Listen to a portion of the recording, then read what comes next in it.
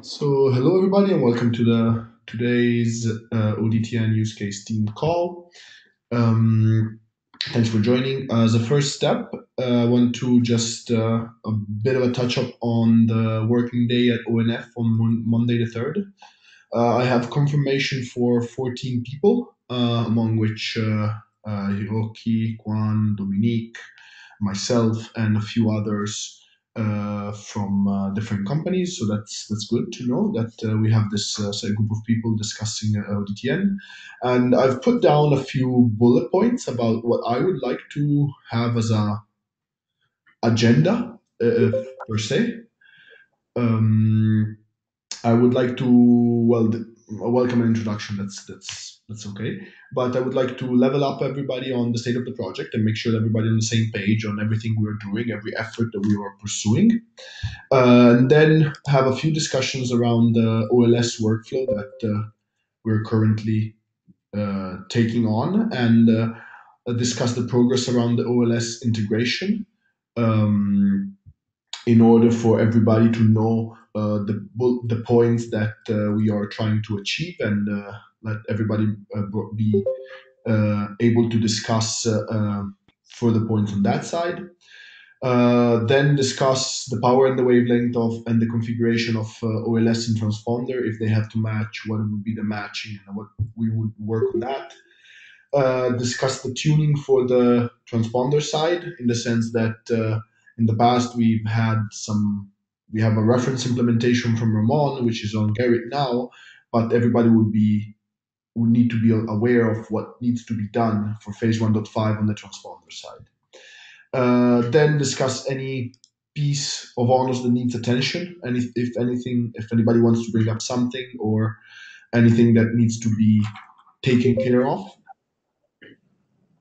Then I would like to briefly discuss with everybody, and since Sterlite will also be there and people that can contribute to this, any QA that we need to do, because I feel that we need to have some QA set up in place to ensure that our work does not get disrupted by any other comments. One thing that I forgot to put in here is the ONOS release schedule and ODTN one. So, discussing dynamic configuration, let's discuss the interest and the timeline for phase 2 eventually, any other missing features, the ONOS release and schedule, and the prioritization and timeline for the future of the project. So this is roughly what I would like to discuss. Is there anything that you guys would like to have in here that can help to further the discussion on ODTN and make the project even more successful? So, Andrea, this is Karthik. Hi. Hello. Hey. So, I'm not sure where we are with the TAPI RI with respect to ODTN, but I've been doing some updates, and probably I can present some of that here. It's not so much as the RI, but more like the use case, right? And that's what I'm trying to get to. So I have a working version now of at least the TAPI emulator on Python, but now I'm creating that network database, right? Okay. And that's what I want to really go to, saying, okay, does what I'm doing, does it make sense? Yes. Okay. Right? This is the scenario that we are really talking about ODTN. Okay, perfect. Thanks, Karthik, for that. Let's put it there. We have a few. We can go over it on the Jira story later. For more details, I have a few questions and asks about that. But if anybody wants to join remotely on that, this is the link. And then on the afternoon, there is the TAPI meeting at Infinera. Depending on different things, I might be able or not be able to join. Definitely one person from Sterlite is going to join, and let's see if anybody else can. I would have to let the Infinera people know. Right. So here, let me again make one comment or statement here, Andrea. So the idea of this was, at least this was from the TAPI guys or the TAPI plus OIMT guys, is that we wanted this to be more of an ODTN session rather than TAPI session. So we are looking for someone from ODTN, other than myself, Stefan, or the usual TAPI guys who participate on this call, to present what ODTN is doing and the ODTN requirements or something. So it could be even remote. We'll have remote connection, I guess. Either yourself, Arturo, or somebody else. Okay. Other than myself, will say like, okay, here is the ODTN. This is what we are doing. This is kind of things. It's sort of like what we are doing on this calls today, right? So this was an ODTN session. So there are two sessions for afternoon. One was the Facebook tip, and that's done by Stefan. Another was ODTN. Okay. In the Infinera meeting. Yes. So it was more for the TAPI team to understand ODTN. Okay, let's do this. Unfortunately, it would be probably impossible for me to join, or at least it would be very unlikely. But let me explore this with a few people internally, and let's see who like what we can do with this. Okay, I'll start an email thread about it and see who can present this properly. Okay. Because the problem, why I say that I probably will not be there is just because the demo setup and the booth setup for ONF Connect is Monday the 3rd afternoon. Okay. Yeah, it could be anybody who is involved in the reference design or something to just give an overview of what's happening. Okay. And what are the use cases and where you guys are. Yes, let me check that. And separately, of course, now there will be a lot of clashes, but the TAPI sessions are for Tuesday afternoon and the entire day Thursday in Infinera. So those are proper TAPI sessions. Okay, yes. On Tuesday afternoon, it's going to be the day that it wraps up the ONF it starts ONF Connect, but we'll see. Right. Yeah, if you want to put in the notes, the TAPI sessions are Tuesday afternoon and whole day Thursday.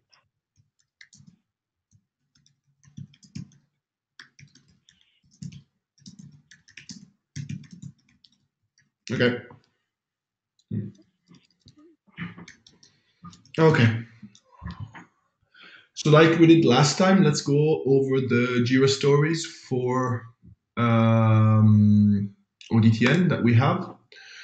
So let's skip the first two and let's go to actually this one, which I would like Arturo and Karthik to comment upon.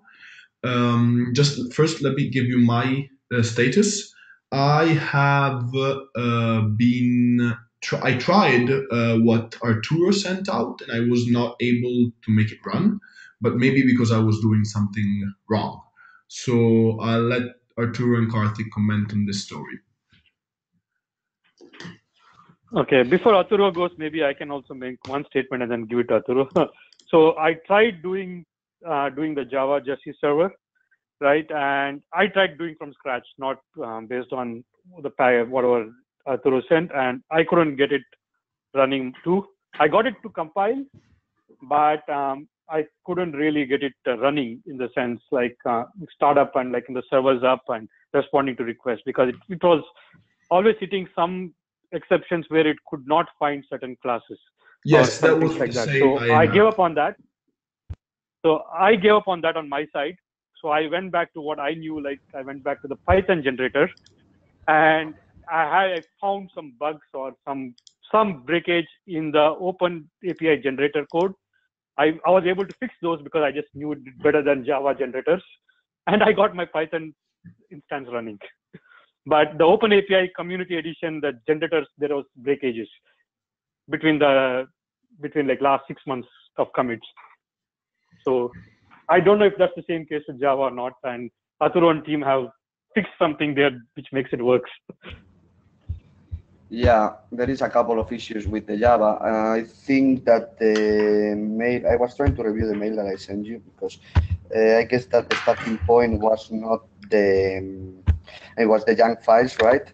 But I think that there is a small issue when you generate the Swagger files. It's important to specify, I mean, the Java implementation that Swagger implements, I think that it relies on application, JSON, data schemas for the input and output parameters of the calls. So if you generate the Swagger files without specifying application JSON data format for it, this input and output or content type, let's say, of the API, there is an issue there. And the second issue, I think that it was included in the mail, and I think that it was related to include one line in the POM file once the code is generated. I think that once the code is generated, in order to get it run, you need to just include one line that was specified in the mail that I sent you. But would like to review it. Yes, Arturo, I put it on the screen. And still you try with that line and doesn't work? So what I did, let me explain for everybody, is that I downloaded what you sent to me, which you shared a folder saying this is what I created. I think it was the output. Yes, the output, yes. So I downloaded that, I tried to run it, and it was failing on me due to some errors that was not finding some Java classes. So that is what I was stopped on because I didn't know how to fix it. I think Karthik had the same problem, and then he went on the Yang to OpenAPI Python Flask. Yeah. Python. Yeah. So, and even that one, I had to fix the OpenAPI generator. I had to patch it to make it work, but I have it working right now. And I'm at the point where I'm creating network databases, topologies, and so on, based on what I believe is our use case, which is what I was hoping to review it next week. Okay. Then I can send you an okay. Then what should we do, Arturo? Should we converge on Karthik version, or should you? What would be the best approach? Honestly, it's up to you in the sense that, well, for me, I think that it was important to have a reference server and a stub that we can use for testing. But I don't really care. But I will review personally the implementation in Java because, well, I think that it was good to have something that is related with the official Yang tools that I was specifying in ONF. So if we are proposing the Open API specification, and then there is all these official tools that run the generation of the code, I think that it's worth to get into dig a little bit on the possible issues that they are not fixed in order to have this working smoothly, because I think that for the future of also for TAPI and the Open API specification, is good that things can work with Java, Python, and the most of the languages that we can have the best. So yes, ideally we should have at least, like I said, 2 or 3. Yeah, I will take a look. And I'm sorry because I missed the response about that you didn't get it work. Sorry for that. It's okay. So let's do this. I think that. Sorry about that. So I think that why don't you start with checking that email, Arturo, and then we have that Java version running with the OpenAPI specification that we provide. And at the same time, Karthik, why don't you push the changes you made to that OpenAPI generator for Python, which are still useful, and then we can take it on the email thread. Okay. That's fine. Yeah. Also, I'll push into TAPI the reference implementation now, the Python based, maybe in a couple of days. But yeah. Okay. Yeah. Sounds good to me. Yeah. And so we could probably use that, and you can host it if you can host it in your ONOS somewhere. I mean, as a server, then will be good. What do you mean by hosting it in ONOS running as a server? If you need for testing, I don't know. Oh, the server itself. The server in our infrastructure, yes. Right. Yeah. So one question that I would ask is for you to add the steps to make it work when you push it to the TAPI right. repository. Right. Yeah. Okay.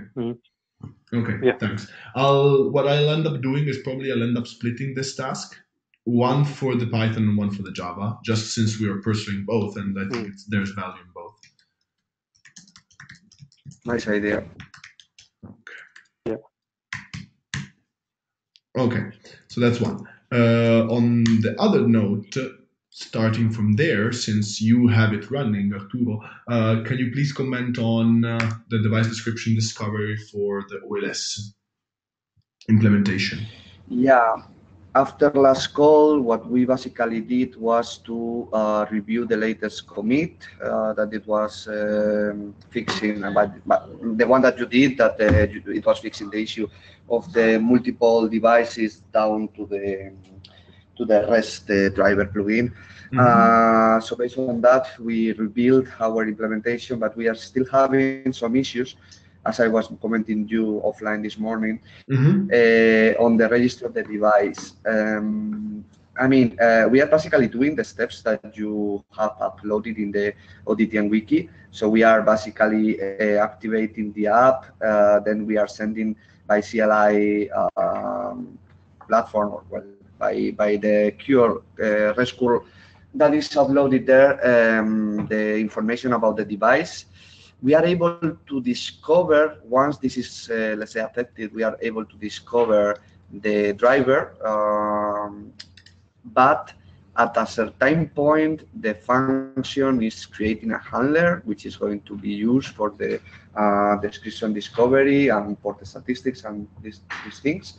At that moment, the device, the driver services query with the ID of the device, and in that case, the service or the server does not find the device. So it seems that there is a step that it has not been done. I don't understand exactly why, but I think that is something related to the code, because really the steps that that are there, we did it. So basically, what I proposed to my colleague this afternoon was, okay, let's focus on replicate exactly the use case with Siena in order to validate that this is working, because we were actually doing one step forward in creating our own ODTN TAPI-OLS behavior, and maybe that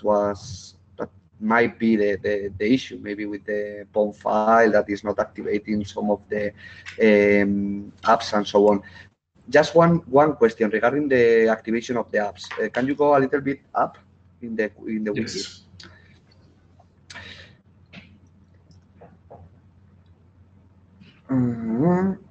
Yeah, there. When you say activate the REST outbound app, I guess that. No, sorry, for the Siena driver. For the Siena driver, I think there are multiple applications there. I mean, just that one, I think that it does not working, or at least this is what my colleague has told to me, that they were like, this specific line, activate ORG, ONOS project driver Siena, dot the model of the device. This was the app that was registered. Oh yeah, it might have changed because of addition to the driver. I might have to look into this. Let me put an action point on that on my side to make sure that this is updated.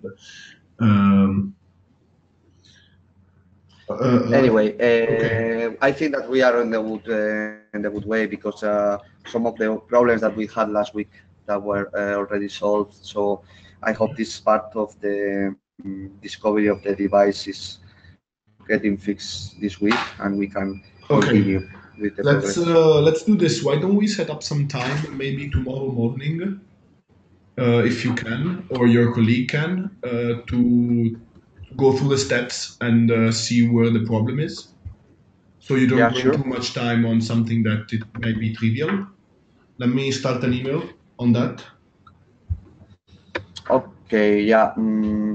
I will say that we have pretty availability in the morning, but I will propose something like from 11, something like that, because then we can have a little bit of time in the morning to sync up. Sure, sounds good. Sounds good. I'll send out an invite for tomorrow at 11. Thanks. Okay, that's perfect. Okay, so that's I think we can go over that tomorrow, and I think we can push some code as soon as it is ready. And I know that also the people from ADVA, and please everybody welcome Konrad from ADVA, or interested and want to contribute to this effort. So let's after I have the call with Arturo and his colleague tomorrow, I will put everybody in the loop on the state of that, and maybe we can push an initial draft on Gerrit for everybody to contribute to, or at least everybody to take a look at. Okay. Okay. Okay. Perfect. Then Sounds fine. Okay. Okay, thanks. Then, Ramon, can you please update us on these two? The state Sorry, of just one thing. Come on. Maybe just that you mentioned, you introduce Conrad from Alpha, just to mention that I had a call with one of his colleagues, Rafal, on Friday in order to sync up and share some thoughts regarding ODTN phase 1.5 and integration process and so on. And I found a critical issue regarding the TAP implementation of southbound and northbound APIs on the OLS part. And it's that basically the operations API, the RPCs that are used in the northbound interface nowadays in ONOS are not augmented with photonic media parameters. And this is something that is, I think, a bug from the models itself in TAPI. And I don't know if it is going to preclude the use of the, at least in the southbound API, the use of the operations API to carry out this use case, because basically we need to push the information regarding the photonic media layer, and these are augments that are included in different YAML files from the connectivity service and topology, and that once these photonic media models augment the YAML files or the YAML data tree at the connectivity service and at the topology, but that's not augment the RPCs, and this is quite big problem, I think. Right. Actually, that's a good point, Ramon. So let me just jump in. So that's the point we were aware of a little bit late in the process. But again, like in TAPI side, we don't really use operations. Maybe in the next future TAPI, we are planning to remove this operations because we are using more REST style. So is it important that you have to use operations instead of RPC? I mean, operations from data? Because this is also important from the sense that the RI, I had that question too. I'm only implementing the data, but not the operations, even for the REST implementation. Just to make everybody aware, could you give us an example of what is missing from what exactly you were looking at from the operation and what is missing in there? Like, okay, I understood the photonic media parameters, but I thought we could program the photonic media parameters. What's the lack? What's the missing piece? Just from the RESTCOM perspective, when you take a YAML file, there is two APIs that are generated depending on the type of YAML files that you are constructing. But basically in TAPI, you have the RPC-based API that we call it operations, and the data tree, the data API that is based on the YAML data tree itself. So this photonic media model augments the YAML data tree. So when you do REST operations over the data tree, everything is fine because you will find all the information regarding the photonic media model. But when you go for the RPCs that are defined, create connectivity service or get topology details, whatever, this does not include the information of the photonic media, and none of them. So you cannot specify the lambda that are going to be used for a service. You cannot retrieve the information once you will create one connection, or when you will update one topology with some connection points in the ON.Lab points. Any of them is, let's say, supported from the perspective of the RPCs that are defined, because these RPCs are based, I think, in groupings, and when you augment a data tree, you always augment containers or list, and this is basically the root cause of this problem. I see. Karthik, Lyndon, and else? Can we address? Yeah. No, I agree with him in the sense we discovered this issue, but again, we were not focusing on the RPC, right? And we were focusing on the data side, basically more the REST style interfaces. And so that's why, like, I was asking, like, so is it important that the RPCs be supported? Because even we had some discussion on why do we need RPCs in TAPI. Right now, for instance, the NBI of ONOS is based on RPCs. Yeah, this is Ramon speaking. I can comment on that. Well, the choice of RPCs, it dates to the very beginning when we were playing with TAPI.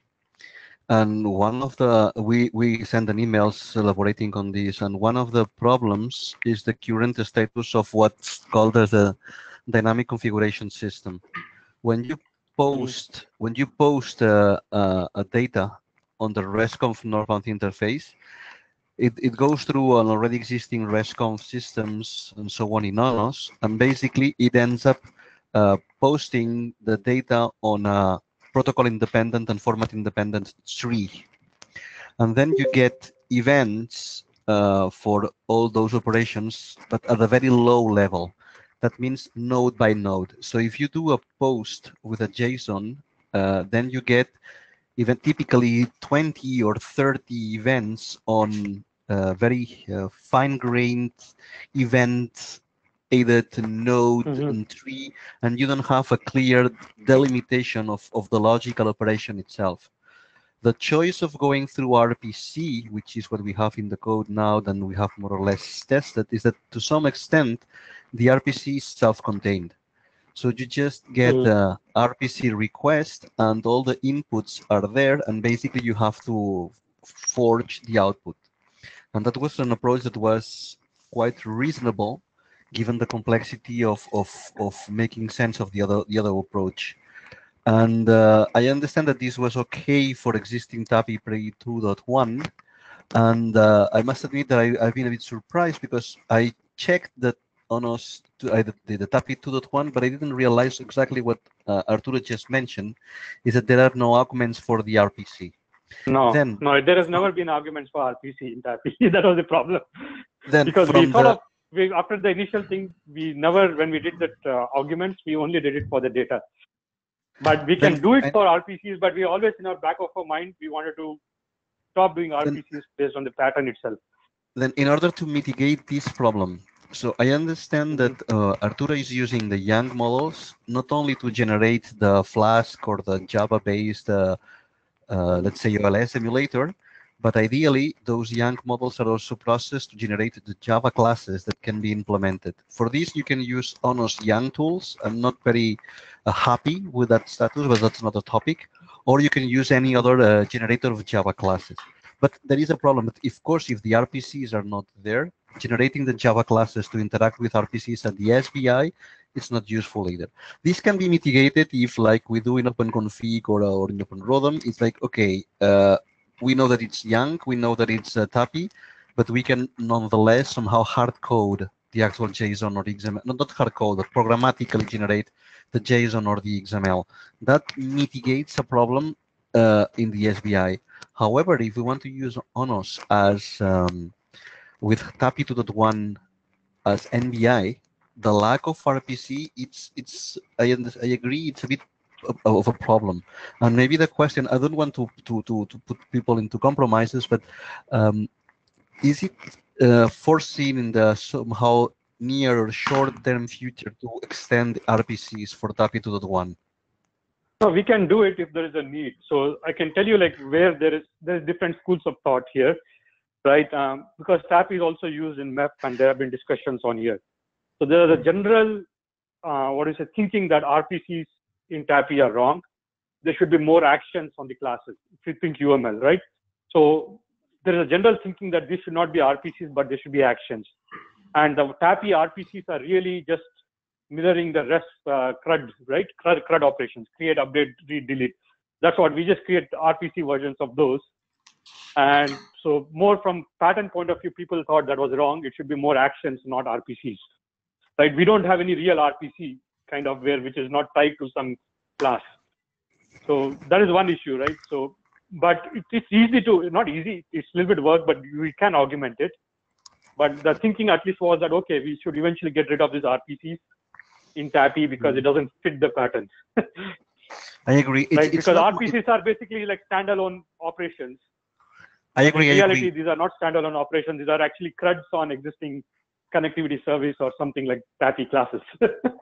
I understand and I agree. I mean, to me, this is only my perspective. Having both data and operations based the same operation, it's a redundancy, but the scope is beyond ODTN, and I think it's something that eventually some further TAPI 3.0 version can tackle by removing RPCs or making it redundant. But that's not what we had to have some plan. Yeah. But that's not what's gonna solve our immediate problems now. So I'm just putting on the table the eventual minimum coverage of RPCs in that by augmenting them with the photonic media layer, where we can at least have the basic create connectivity request and delete connectivity request, and eventually I think that's the very basic minimum for our use case in ODTN. Probably just minimum augments to cover those two RPCs in such a way that we can, without a lot of changes, move on as with the framework that we have. It's just a trade-off. I'm aware of the issues, and it's on your shoulders. I'm aware of that, but maybe a TAPI 2.1.1, where we have this small augment just to cover the RPCs, could be useful. Any other thoughts? Anyone else commenting? From my point is also, I fully agree with Ramon. It's also, I mean, I think that is a decision that need to be taken if whether the RPCs are removed or not. But as soon as they have been included in TAPI 2.1, they should be correct. I mean, they should be at least covering the same possibilities that allows you to do the data tree API. Otherwise, it is like half and half. I consider like more like a bug that I think that in TAPI 2.1 it should be included, and if it is necessary like an amendment on the current release, I think that is necessary because I mean some people start like compromises saying no, we will implement this with operations and so on, and then this might affect somehow implementations. Anyway, I will agree. So we can do that 2.1.1. Aturu, we can try to do that for 2.1.1. At least include the arguments like Ramon suggested. At least for what we need in ODTN short term. Okay. And then the long term discussion is of course. But I understand. If you already have something, it will be great. If you just simply do a pull request, I'll just put that in and. That was going to be my next question. I don't have it yet, but I will for sure take a look on it. Do you, just a simple question, I was trying to review now the YANK specification. Do you know if it is possible to augment an RPC? Yes, it's possible. Perfect. It can be done. It can even be done in TAPI properly, but yes. Just requires some work. A very stupid side question from my side. Is it enough augmenting the inputs of the RPC? Right, that's what we do. So what we do is actually since we generate YANK from UML, probably I can do this. Maybe I'll do this in Photonic rather than you guys, and I'll do it. But what will happen is we'll have the argument of input and argument of output, right? So we have to augment both input and output. So the input we augment with all the parameters that we are adding, and the output, because output itself is a connectivity service. Now you would have a photonic connectivity service, so you have to augment even the output. And we also have to augment basically, let's see, input output. And we are we using in ONOS I hadn't removed service interface points because TAPI has like. We're supposed to disclose service interface points.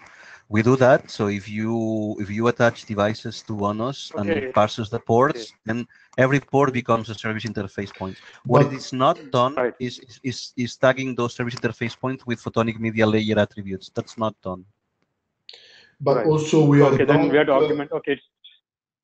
At least to my understanding, we're not enforcing the device to expose a service interface point through TAPI or not, if that's what you're asking. So it means that we're gathering the information the device is asking us, but we're not enforcing or asking anything to it about that SIP. We're just getting some information out of it.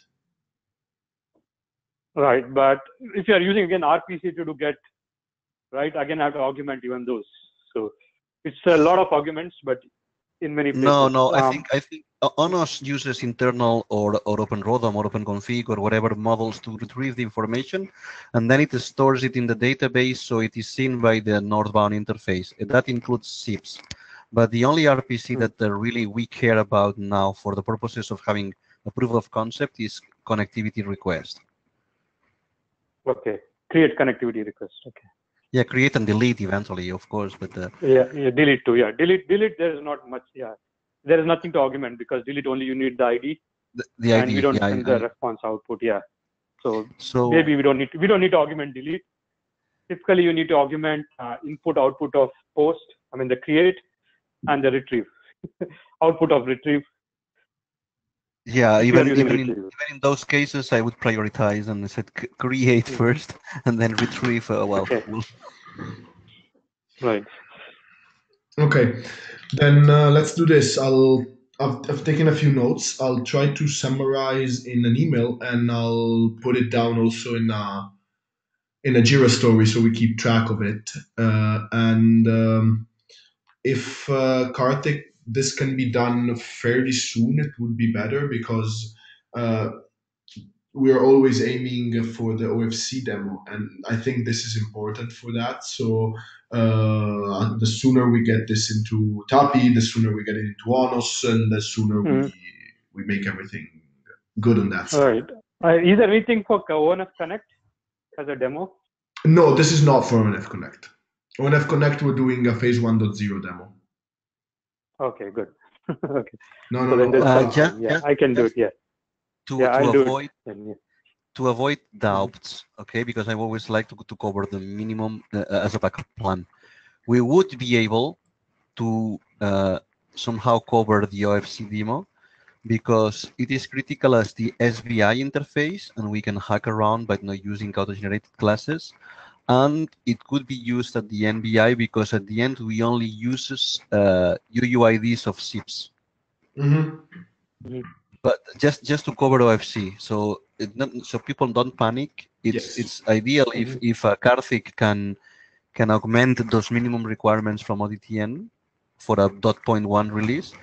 But we can cover the minimum by basically requesting a connectivity request between SIPs and then hiding the details. Yes. But one question, Ramon. Then when you receive who is selecting the Lambda? Yeah, this is still again to be disclosed, but right now, it's ONOS who somehow selects the Lambda end-to-end, provided that the driver of the OLS gives a list of potential Lambdas. Yeah. That's why you would need the SIPs. That's why on the SBI, see, if you're using OLS on the SBI, you need retrieve, I guess. Yes, but in that SBI OLS, the fact that it's not in the YANG, it means that we have a bit more flexibility if we can put the information somewhere in the generated XML, so to speak. Yeah. So I'm just looking for backup plans, right? So no. If I'm doing one, I can probably do at least cover most cases in photonic media. Let me try to cover the cases that I can anticipate on the SBI as well as NBI. The main question that I would like a very clear answer is the different OLSs that we are discussing support imposing the Lambda from the client. Because other OLSs may allocate a Lambda You know what I mean? Mm-hmm. There are two yes, different that's important. models. That's more important use case. Yes. Yeah, that's very Will important. OLS allow provisioning of Lambda, or will it allocate Lambda? I'm asking this for several weeks in a row already, but it Right. would be great if we have a clear answer. Both approaches are possible, and in one case, ONOS retrieves via Lambda query the set of potential lambdas of the OMS ports of the OLS. It's like you can tune whatever in the C-band, and that's useful because basically you consider your OLS as a ROADM, and that's fine. And we impose which lambda we selected from the path computation perspective, or if the OLS doesn't work like that, and basically you request a media channel and he assigns you which one, and then you tune it in the transceiver, we need to know this as soon as possible because it changes the flow, the workflow. So Ramon, as far as I am concerned with the people I'm talking to, there is a wavelength per port assignment done beforehand. So we are gonna retrieve it on a per port basis, and then we pick basically. So we know that a given port has a given wavelength. So the workaround for this is that the lambda discovery for that port basically is hard-coded and somehow returns the only available wavelength. But still, you allow ONOS pretend to do an end-to-end wavelength assignment, right? Yes, and the fact it's that, at least to my understanding, to the best of my understanding, the OLS will give us this information about the lambda during device discovery. That's fine. That's Java up and down, and you can basically. What we will do, at least this is my take on it, is that we will discover this wavelength on a per port basis during startup and discovery of the device. We will take that and have the Lambda query point that information on the port description or something when ONOS requires the Lambda. Okay, fine. Yeah. That's that. I understand, and I agree. We can work like that. Okay, perfect. So I will send out this recap email about this because this is a very important effort. And let's discuss it further next week, but also in person on the 3rd. And yeah, I'll create that Jira story and everything for it. Okay, thanks for that. Unfortunately, I was missing it also on my side. I've also taken note of that DCS sending 1,000 events. For every node and everything. I have maybe a thought about that, which we could probably maybe solve easily in ONOS, but I'll put down something to be discussed during next week or during our workshop on Monday the 3rd. Yeah, just one request before we move from this topic. Either Arturo or Ramon, can you open a bug on TAPI GitHub for this argument? Already did it. Basically, I answered to an existing thread, an existing issue that was open like 2 years ago or something like that. Then I was hoping that you receive a notification or something, but otherwise I can even create a new one. Okay. Yeah, let me look at it. Yeah. It is the number. Okay, I'll look into it. If it's there an existing issue, I can look into it. I probably would have got notification. 296. No, 196. Sorry. Okay, great. Thanks for that. So since we are kind of short on time, Ramon, could you please go through these two just briefly so everybody's aware? I mean, I know what we're doing on 7828 because. Yeah, I'm gonna summarize it very fast. The TAPI2 port it's still in progress and will not be done in this week.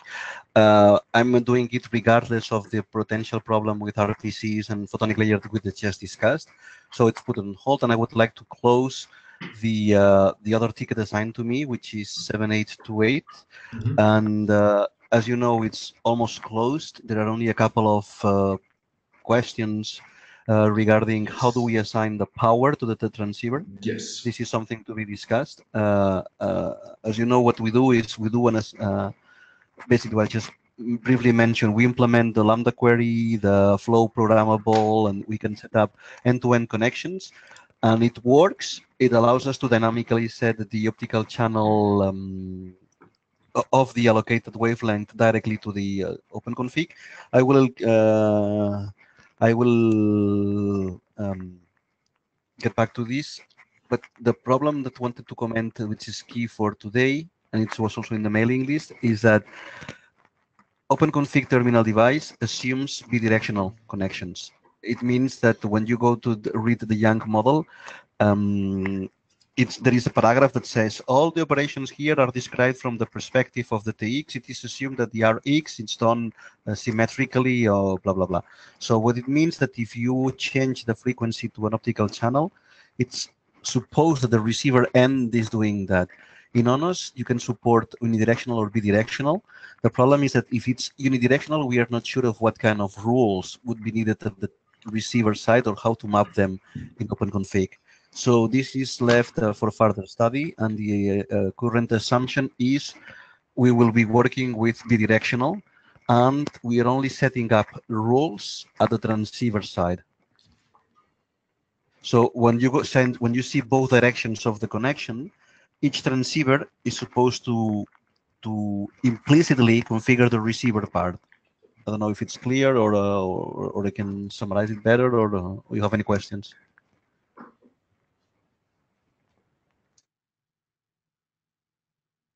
So I'll let everybody ask any questions. On my side, this is clear, and I think we discussed it on the email thread, and I'm perfectly fine by just establishing one bidirectional setup through OpenConfig that enables us to have an end-to-end path, and storing the receiving side rule and returning it to ONOS when asked. Anybody has any other questions?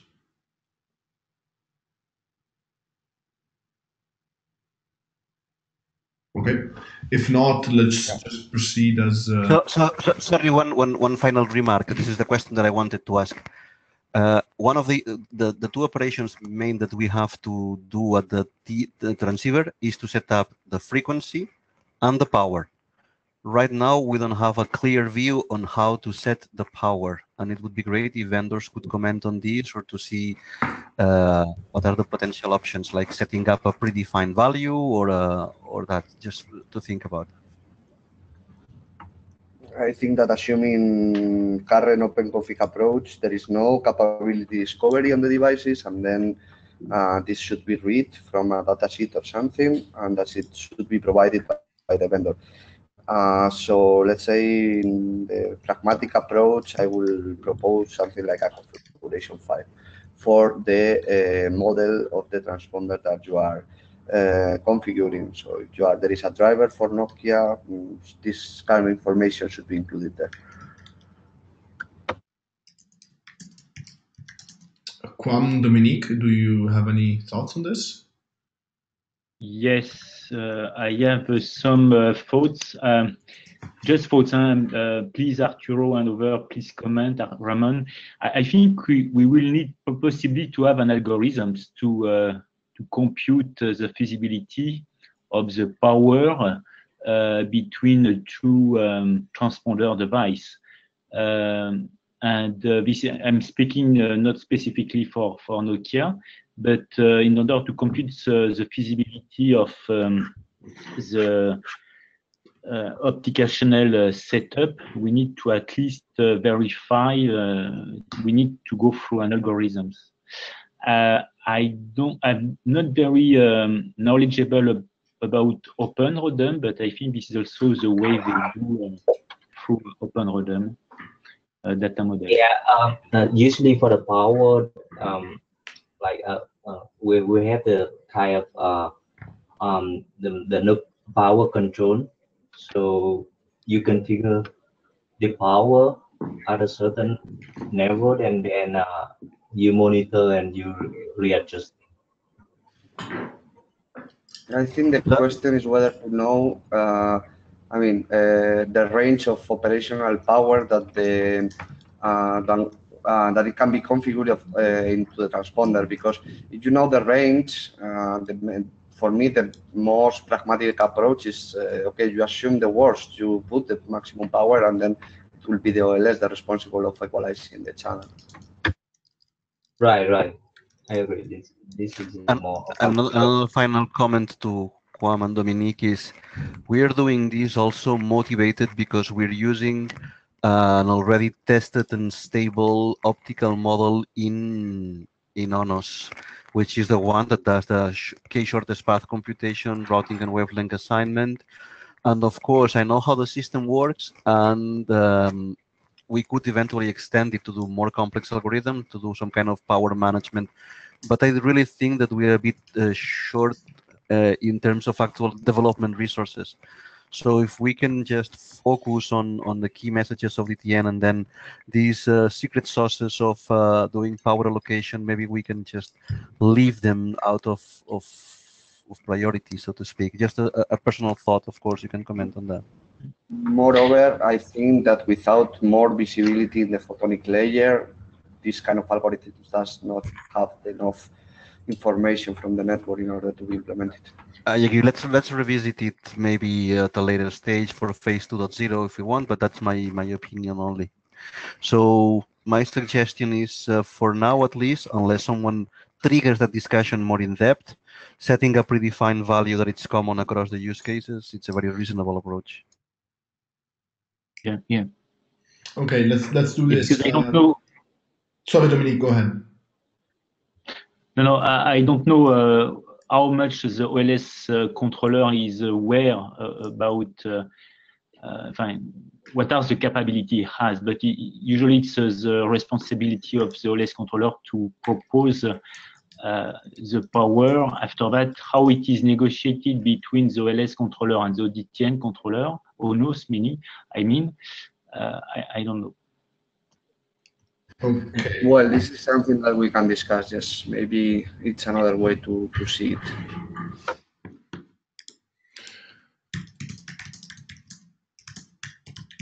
Yeah, we should discuss that. Yeah. Sure. Maybe a final message of all this is we should really push to get more details about the OLS capabilities. Right now, the only thing that we know is that you're supposed to support TAPI 2.1, but not much more. So it's maybe an opportunity.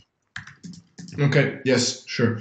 I'll take a note. I've taken a few notes, and I think that as a short-term approach, the best effort, I put the maximum power, and then the OLS figures it out on its side. It's the one we will take, but definitely the dynamic allocation, algorithm allocation, or the OLS exposing it to ODTN and ODTN using it to configure the transponder is something that we can do. I hope to get more detailed information about the OLS at our meeting on the 3rd and future calls. It's the best I can do. Okay. Let me see if we have any big thing before we take off. Hiroki, just maybe a few quick words on the Cassini integration, maybe just very few of them, so we can close by the hour. Oh, yes. Unfortunately, I didn't get any update in the progress from IP Infusion, but today I'm gonna have a meeting with them and I catch up their progress. And I heard from them about they have some something like confidential, like auto generation, driver auto generation too. So I think there's some possibility to provide the Cassini demonstration to the ONF connector in time, but I checked the current status today. Okay. And also I'm going to implement the Cassini driver and do some modification of the driver implementation this week. I'll finish it I can finish it this week. I hope so. Okay. Thanks a lot for that, Hiroki. So, okay, let's do this. I'll start an email thread about the TAPI the TAPI RPC issue that we discussed today. Please, Karthik, and share the update that you have done on the emulator on the TAPI page. Arturo, please take a look at the logs I've sent, and based on that, let's figure something out. I will schedule a call for tomorrow at 11 for the rest part with you, and then we will share the results on that side. I will kickstart a discussion about the power on the transponder via email, and we can take that also as an action point for next week and for our meeting on the 3rd. Is there anything else?